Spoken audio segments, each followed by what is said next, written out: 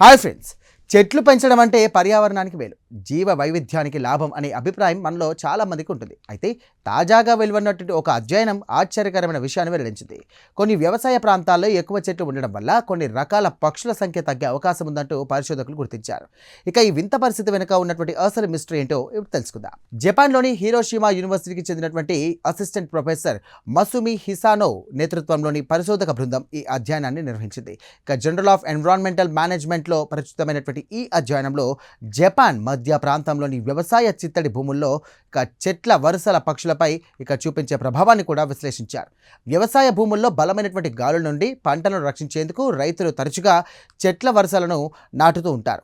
వీటిని shelter belts అని పిలుస్తూ ఉంటారు. ఇప్పటి వరకు ఇవి పర్యావరణానికి, జీవ వైవిధ్యానికి ఉపయోగకరమని భావించేవారు. అయితే చిత్తడి వ్యవసాయ ప్రాంతాల్లో పరిస్థితి భిన్నంగా ఉండవచ్చంటూ పరిశోధకులు అనుమానించారు. ఈ నేపథ్యంలో పరిశోధకులు జపాన్లోని కహోగుగాటా సరస్సు పరిసర ప్రాంతాల్లో పక్షుల సర్వే నిర్వహించారు. ఇక వరి పొలాలు, తామర సాగు ప్రాంతాలు, అలాగే పచ్చిక బయళ్ళు ఉన్నటువంటి ఈ ప్రాంతాల్లో దాదాపు 300 రకాల పక్షులు నమోదయ్యాయి.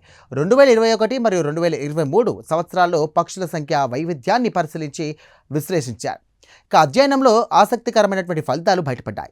చెట్ల వరుసలు, పొదలు, అలాగే అంచు ప్రాంతాల్లో నివసించే కొన్ని పక్షులకు అనుకూలంగా ఉన్నప్పటికీ విశాలమైనటువంటి బహిరంగ ప్రదేశాలపై ఆధారపడే గడ్డి, భూమి, చిత్తడి ప్రాంత పక్షుల సంఖ్య గణనీయంగా తగ్గిస్తున్నట్టుగా తేలింది. పరిశోధకుల ప్రకారం చూస్తే కనుక చెట్ల వరుసలకు సమీపంలో గడ్డి భూముల్లో నివసించే పక్షుల సంఖ్య బహిరంగ ప్రదేశాలతో పోలిస్తే 70% కంటే ఎక్కువ తగ్గింది.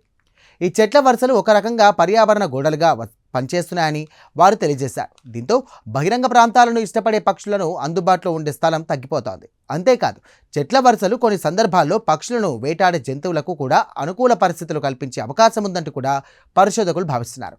అందువల్ల చెట్లు నాటడం ఎప్పుడూ అన్ని జీవులకు సమానంగా కూడా ప్రయోజనం చేకూరుస్తుందనే అభిప్రాయం సరైంది కాదంటూ ఈ అధ్యయనం మరోసారి సూచిస్తోంది.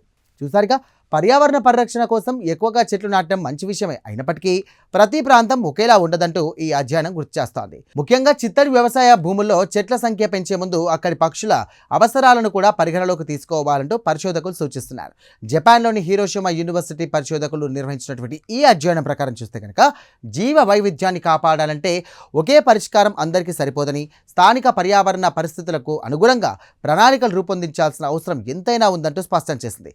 ఇక ఈ ప్రత్యేక కథనంపై మీ అభిప్రాయాలను కామెంట్ రూపంలో తెలియజేయండి. వీడియో నచ్చితే కనుక లైక్ చేయండి. వెంటనే మా ఛానల్ను సబ్స్క్రైబ్ చేసుకోండి. Thank you.